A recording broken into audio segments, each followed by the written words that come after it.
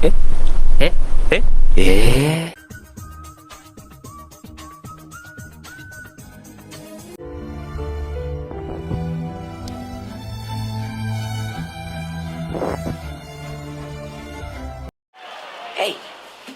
I've seen this one. This is a classic.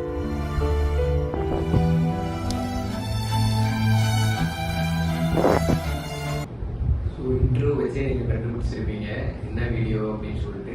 இன்ட்ரோலேருந்து என்ன தமிழ்லேயே எல்லாரும் காட்டிக்க போகிறாங்க, அது வேறு விஷயம்.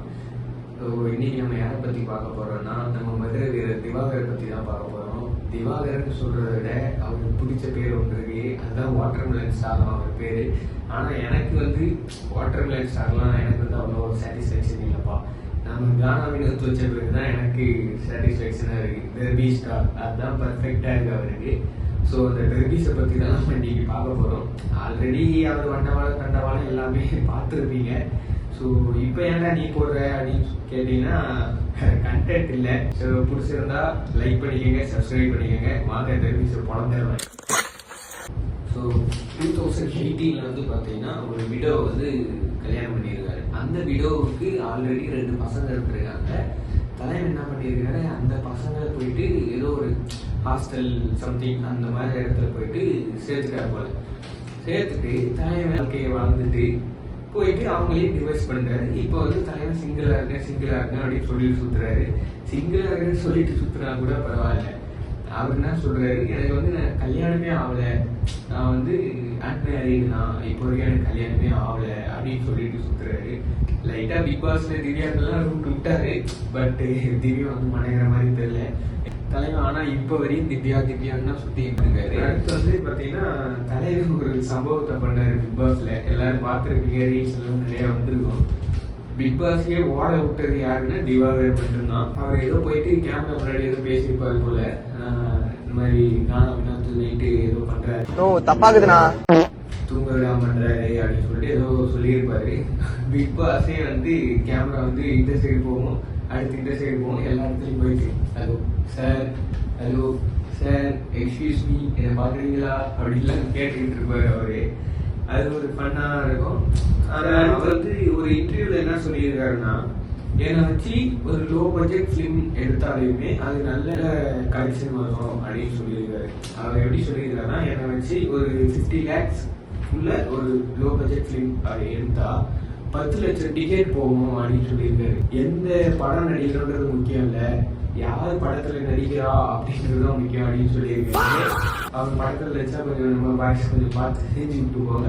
அடுத்து வந்து எனக்கு ஒரே ஒரு வருத்தம் என்னன்னா, இந்த விஜய் டிவி ஏன் இப்படி டிஆர்பிக்காக இப்படி போயிட்டாங்க, இப்படி மாறிட்டாங்க அப்படின்றதுதான் ஒரே ஒரு வருத்தம். ஏன்னா எவ்வளவோ திறமையான ஆட்கள்லாம் இருக்காங்க, நிறைய பேர் ரீல்ஸ் போட்டுக்கிட்டு இருக்காங்க, நிறைய பேர் யூடியூப்ல வீடியோ பண்றாங்க, நிறைய திறமையான ஆட்கள் வீடியோ போடுவாங்க, ரீல்ஸ் பண்ணிட்டு இருக்காங்க. அதெல்லாம் எவ்வளோ எஃபெக்ட் எடுக்கிறாங்கன்னு அவங்களுக்கு தான் தெரியும்.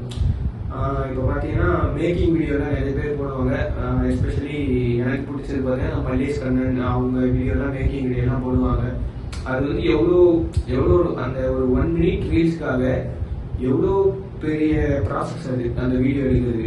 அந்த மாதிரி திறமையான ஆட்கள்லாம் கூப்பிடலாம். அதை விட்டுட்டு இந்த வாட்டர்மெலன் ஸ்டார் டர்பீஸு அவங்களெல்லாம் கூப்பிட்டு என்ன டிஆர்பி ஏறும் அப்படின்னு சொல்லிட்டு இது பண்ணிட்டு இருக்காங்க. என்னன்னு எனக்கு ஒன்றும் புரியல. விஜய் டிவியில யாராச்சும் பார்க்க மாட்டீங்க, சப்போஸ் யாராச்சும் பார்த்தீங்கன்னா கொஞ்சம் பார்த்து பண்ணி விடுங்க. நம்ம எங்கள் ரூம்லேயும் ஒரு 4-5 பசங்க இருக்காங்க, பார்த்து பண்ணி விடுங்க. தலைவர் வந்து ஒரு 2 வருஷத்துக்கு முன்னாடி தான் இன்ஸ்டாகிராமுக்குள்ளேயே வந்திருக்காரு. இன்ஸ்டாகிராமுக்குள்ளே வந்தது அது ரொம்ப பெரிய இஷ்யூ ஆச்சு. இன்ஸ்டாகிராமுக்குள்ளே வந்து ஒரு 1 year வீடியோ போட்டு அவர் ஃபேமஸ் ஆனப்போ ரொம்ப பெரிய இஷ்யூ ஆச்சு. இந்த பொண்ணுங்களுக்கெல்லாம் மெசேஜ் பண்ணுறது, இந்த மாதிரி தனியாக மீட் பண்ணலாமா அப்படின்னு கேட்குறது. அதுக்கப்புறம் இந்த ஆணவ கொலை ஒன்று நடந்துச்சு. அந்த ஆணவ கொலைக்கு வந்து கொலை பண்ணவன் எங்கால், அது எங்கள் ஜாதி அப்படி இப்படின்னு சொல்லிட்டு ஜாதி வெறியில் ஏதோ பேசியிருப்பான்.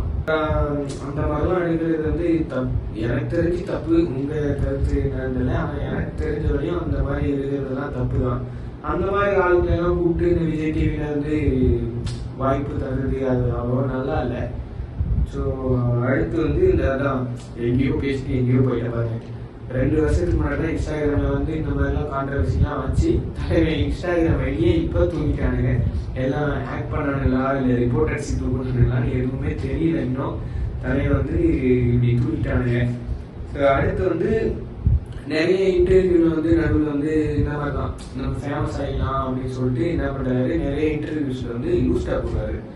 எப்படின்னா அந்த கான்ட்ரவர்சியான கொஸ்டின்ஸ்லாம் கேட்டால் ஓகேம்மா வேணாமா அப்படின்னு சொல்லிட்டு இப்படி மைக் கட்டி வேணாமா போதும் அப்படின்னு சொல்லிட்டு அங்கே ஒரு சீனை கிரியேட் பண்ணி அது வந்து நிறைய வியூஸ் போகணும் அப்படின்னு சொல்லிட்டு ஏதோ ஒரு பெரிய யூடியூப் சேனல்ல இன்டர்வியூ எடுத்தாங்க. அந்த மாதிரி ஆச்சு.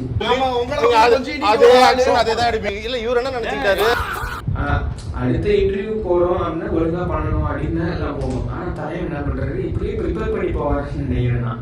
ஏன்னா தலைவர் போற இடம் எல்லாம் இந்த மாதிரி தான் இருக்கு. இந்த கால் வைக்கிற இடம்லாம் கண்ணி வெடி அப்படின்ற மாதிரி தலைவர் போற இடத்துல எல்லாம் கான்ட்ரவர்சியல் கொஸ்டின் கேட்கறாங்க. தலைவர் ஆன்சரே பண்ணாம எல்லா இடத்துலயுமே போயிட்டு சண்டை போட்டு இது பண்ற மாதிரி தான் இருக்காங்க. அது வந்து என்னன்னு தெரியல. அது அந்த மாதிரி வந்து நல்லா ஃபேமஸ் ஆகலாம் அப்படின்னு சொல்லிட்டு பண்றாரா என்ன கதை தெரியல. அடுத்து வந்து என்னன்னா, இப்போ அவரு தான் சொன்னாரு இந்த ஆணவ கொலைக்கு வந்து எங்காளு அவங்க பண்ணது தப்பு கிடையாது, ஜாதி விட்டு ஜாதி பண்ணா வெட்டதான் செய்வாங்க அப்படி இப்படிலாம் சொன்னார்ல. ஆனா அவரே ஒரு இன்டர்வியூல வந்து அவர் வந்து கேட்டாங்க, சார் நீங்க வந்து ஜாதி விட்டு ஜாதி கல்யாணம் பண்ண ஆசைப்படுறீங்களா அப்படின்னு. அஃப்கோர்ஸ்மா எனக்கு அதனால ஒன்றும் பிரச்சனை இல்லைங்கம்மா, ஆனா எங்க வீட்டுல வந்து ஒத்துக்கிட்டா நான் கல்யாணம் பண்ணிப்போமா அப்படின்லாம் சொல்றாரு. இது சரி, இவரையாச்சும் விட்டுருங்க, இவர் வந்து தனியா இருக்காரு, ஏதோ லூஸ் மாதிரி சுத்திட்டு இருக்காரு அப்படின்னா பரவாயில்ல.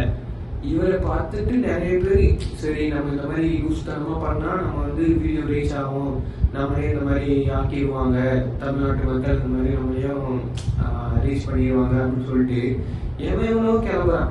இப்ப புதுசா பாக்குறேன் லெமன் ஸ்டார்னு ஒருத்தர் வந்திருக்காரு.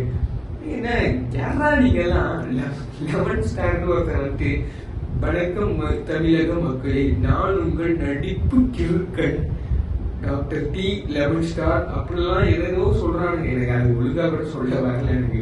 வணக்கம் தமிழக மக்களே, பிக் பாஸ் சீசன் 10 முதல் கண்டஸ்டன்ட் தமிழ்நாட்டின் நடிப்பு கிறுக்கன் ஆக்டர் லெமன் ஸ்டார் பேசுறேன். Lemon Star Bigg Boss 10 first contestant. இந்த இவர் நடுவில் ஒரு வார்த்தையை விட்டாருங்க, பிக் பாஸ் 9 ஃபர்ஸ்ட் கண்டஸ்டன்ட் நான் தான் அப்படின்னு. அதை பார்த்து அந்த லெமன் ஸ்டார் ஐயோ தாங்க முடியல. நான் பிக் பாஸ் 10 ஃபர்ஸ்ட் கண்டஸ்டன்ட் நாங்க தான் அப்படின்லாம் சொல்லிட்டு சுத்துறாரு. இப்பயே லெமன் ஸ்டார் ஒருத்தர் வந்தாரு. அடுத்து யாரும் இருப்பான் அந்த பைனாப்பிள் ஸ்டார் இப்படி ஒருத்தர் என்னன்னு தெரியல. முடியலங்க எங்களால. கொஞ்சம் பார்த்து பண்ணி விடுங்க அந்த டெர்பிஸை. இவங்களை மாதிரி ஆளுகள் எல்லாம் என்ன பண்ணனே ஒன்றும் புரியல. ஏதாச்சும் ஒரு திறமையான ஆட்கள் வந்து வீடியோ போடுறாங்க அப்படின்னா லைக் பண்ணுங்க, தயவு செஞ்சு அதை தான் சொல்றேன். திறமையான ஆட்கள் வீடியோ போடுறாங்க, அந்த மாதிரி நிறைய ஷார்ட் ஃபிலிம் எடுக்கிறவங்களும் இருக்காங்க. அந்த மாதிரி ஆளுங்களுக்கு வந்து நீங்க வந்து சப்போர்ட் பண்ணுங்க, எல்லாம் பண்ணுங்க. இந்த மாதிரி ஆளுங்க தயவு செஞ்சு சொல்றேன், இந்த மாதிரி ஆளுங்களுக்கு சப்போர்ட் எல்லாம் பண்ணாதீங்க. அவருக்குள்ள என்ன நினைச்சிட்டாருன்னா, தலைவன் வந்து நான் தான் பெரிய ஹீரோ அப்படிலாம் நினைச்சிட்டாரு அவரு. ஏன்னா நடுவில் வந்து பார்த்தீங்கன்னா நான் வந்து சூரிய காமெடி ஆக்டர் சூரிய இருக்காருல்ல, அவரை பற்றி நிறைய வந்து ஏதோ பேசி நல்லா அடி வாங்கியிருப்பாப்புல. அடுத்து வந்து பார்த்தீங்கன்னா இவர் நம்ம யூடியூபர் ஜிபி முத்து இருக்காருல்ல, அவரே பாவங்க, அவரே ஏதோ ஒரு இன்னசென்ட்டான ஆள். அவரை பிடிச்சி ஏதோ பேசி அவரு கூடயே சண்டை போட்டு அந்த மாதிரிலாம் பண்ணியிருப்பாரு. ஸோ அதுதான் இந்த எண்ட் ஆஃப் த ஸ்டோரி. என்னன்னா தயவு செஞ்சு சொல்றேன், இந்த மாதிரி ஆளுங்களுக்கெல்லாம் சப்போர்ட் பண்ணாதீங்க. அவர் இப்ப பாத்தீங்கன்னா விஜய் டிவிக்கு போனதே என்னால வந்து இது பண்ண முடியல. வைத்தறிச்சல்லாம் கிடையாது. நல்ல நல்ல திறமையான ஆட்கள்லாம் இருக்கும்போது அவரை வந்து கூப்பிட்டு போறாங்க அப்படின்ற ஒரு ஏக்கம் தான், வேற ஒன்றும் கிடையாது. ஸோ அதுதான் இந்த எண்ட் ஆஃப் த ஸ்டோரி. தயவு செஞ்சு சொல்றேன், நல்ல திறமையான ஆட்களுக்கு வந்து சப்போர்ட் பண்ணுங்க. இந்த மாதிரி ஆளுகள் எல்லாம் தயவு செஞ்சு தட்டி விட்டு உங்க வேலையை பாருங்க. ஸோ மீண்டும் அடுத்த வீடியோ உங்களை நான் சந்திக்கிறேன். அதுவரை உங்களிடமிருந்து விடைபெறுவது உங்கள்